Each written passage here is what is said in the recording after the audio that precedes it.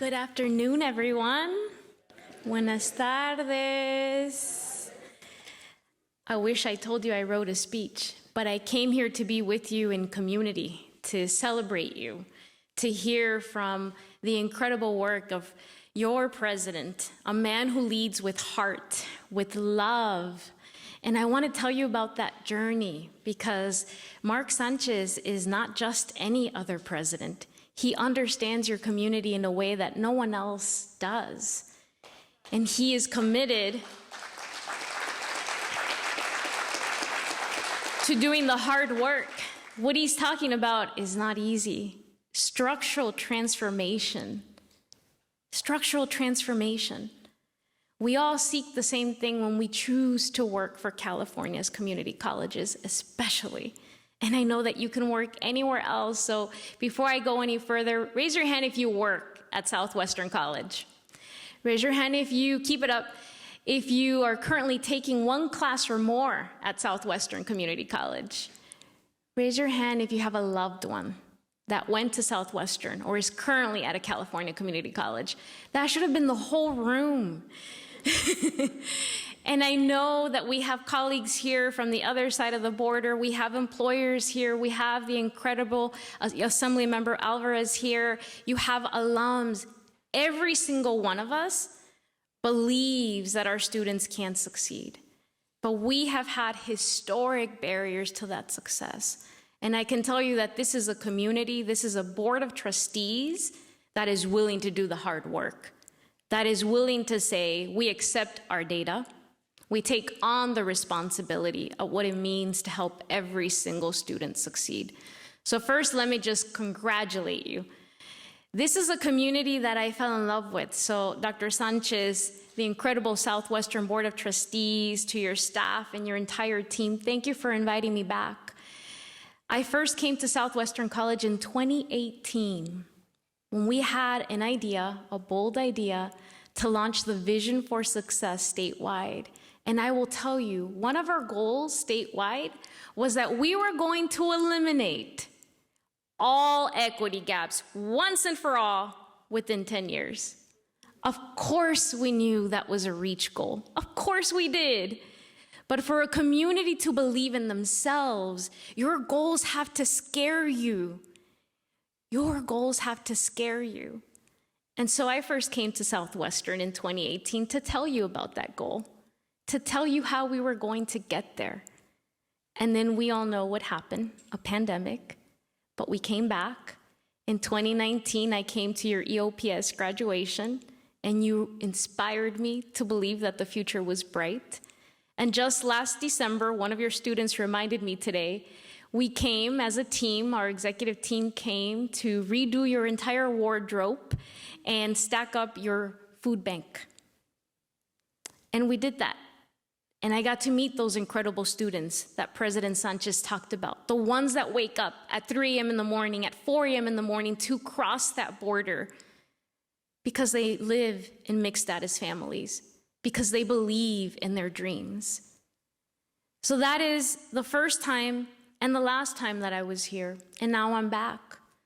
I'm back, yes, for this invitation, but mainly to tell you that you're headed in the right direction. I am a proud alum. I am a woman that grew up in foster care in LA County. I am the daughter of Mexican immigrants who believed that they could come to this country for a better future. But I have to tell you, above all else, I am a systems thinker. I am an optimist. And yes, I am a former recovering researcher, but I have looked at your data, and here is what I see. I see a college that has rebuilt itself since the arrival of President Sanchez. I see a college, yes, that has seen transformational change in a way that will impact generations for years to come in this community. And yes, the next generation that will take your vision, your local goals to the next level. So let me tell you what I see. As we are asking all 116 colleges to do the same, I wish they could all do what President Sanchez is doing here. First, you have shifted the burden from our students to your institution. You have taken ownership of what it means to actually serve students and to believe that every single one of them can complete their education. You are rebuilding education from the inside out, even and despite a pandemic. Whether it means operating online or in person, and you are learning that in person works best for your students, good. I see that in your data. You are coming back as a community, as faculty, as staff, in service of your students and who you are serving. You're also conducting an autopsy of all of your structures. I love that. You're reimagining who you need now and who you will need into the future. That is what I see. But here's what your data shows me. It shows me that you are transforming transfer from the inside out. The mere fact that you have increased your transfer level English historic record, if you look at the last 3 years, a little bit more work in math, but we begin by making sure that our students take the right courses that will help them transfer. You're also seeing increases when we look at your career technical education students. That's incredible. It's not about teaching a class, but making sure that they can get a job. And what I love most of all is that once you help your students get a job, you have a vision that is bold enough to say, we deserve a baccalaureate program because we have a need in this community, and we have students that deserve a baccalaureate degree so that they can have a better future. The other big data point that I see in your community is you are serving a community that is even more diverse than it was prior to this pandemic. And that's not something that I can say statewide. In fact, we lost many, many different types of students, a lot of Latino students, African American students, not so much here. You are recovering, and that is incredible. It tells me that you are a college that is serving who you need to serve.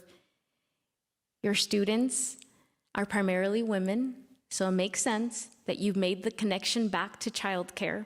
And you are a community that recognizes that all learners with different abilities deserve to succeed.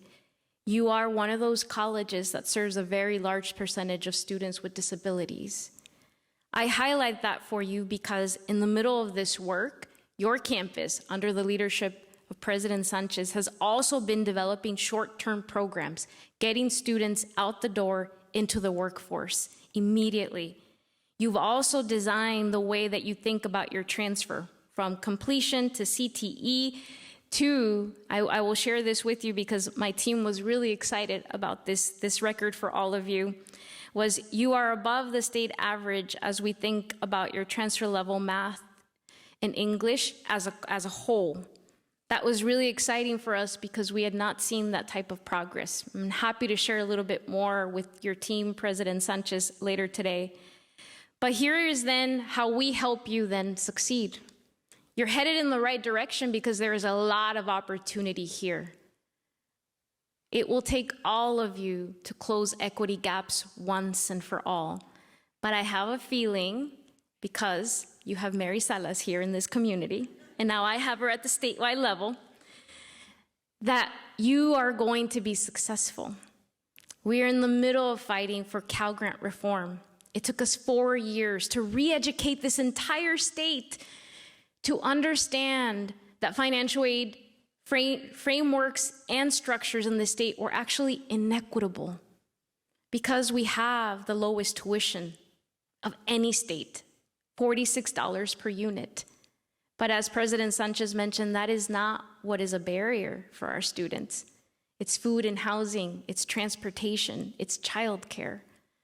So Cal Grant reform is something we are prioritizing at the statewide level. Affordable housing, another area. It took us 3 years to build the momentum to have a state investment. That work is moving forward, and I will need your help. And I'm glad to see that that is also your local goal.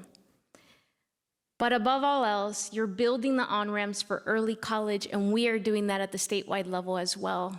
Last year, we worked with the governor and the legislature to make sure that dual enrollment was actually expanded at California's community colleges.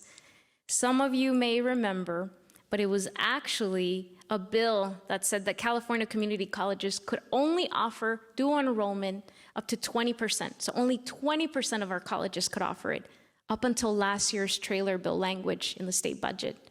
That has opened up an entire new pathway, as President Sanchez shared with you, from early childhood education. Every single sixth grader in this state can and should take a class at a California community college. That is the future. The future is also baccalaureate degrees.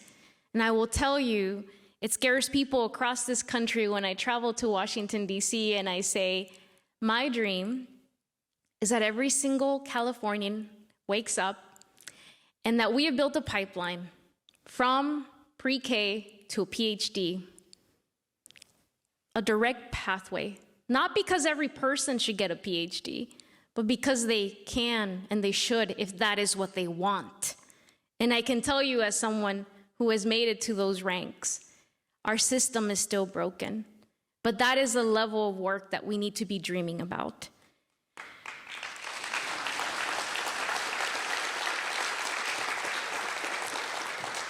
So bold, scary goals.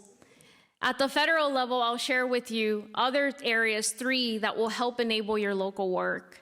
Pell, short-term Pell. Yes, doubling the Pell may not seem like a reality every single day, but this community especially has done the work to make sure that your career technical education programs lead to a job. That is very important. Now we need to fund it. So short-term Pell is still on the books for us, and it is a reality. Paid universal work-based learning. If we want our students to not be homeless, if we want them to persist in their education, I can tell you, as someone that had to work 4 jobs to graduate with a bachelor's degree, imagine if we lived in a state, in a world where we had universal paid work-based learning. That is the world that I want to live in, and that's what we're fighting for in Washington, D.C. That would be a Perkins change, by the way. And DACA, especially for this community, we still continue to believe that that has to be on any agenda for any community, but especially if you live in a community like yours. A direct pathway so that every single student doesn't have to worry about whether they belong. I know there are a lot of first-generation professionals here. And what I can tell you is that a first-generation college student grows up to be a first-generation professional. And they grow up to lead with heart. They grow up to lead, to create systems with dignity and respect. And I believe that's what you're doing here. And it's working. So no matter what comes at you, no matter what structures exist or how many times you need to reinvent them, your dreams have to be bold enough, and I believe that you can do this if you continue to be a family. So with that, I'm going to conclude by just saying, congratulations, Southwestern College. You are a model for the state of California. You are a model for your sister colleges in the state of California, and your future is bright. Your future is bright, and we are grateful to be a part of this journey with you.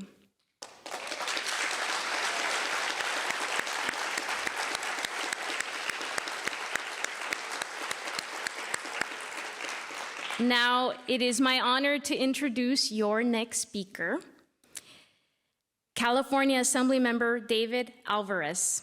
Assemblymember Alvarez was elected in June of 2022 to represent the 80th district, which encompasses Southwestern College.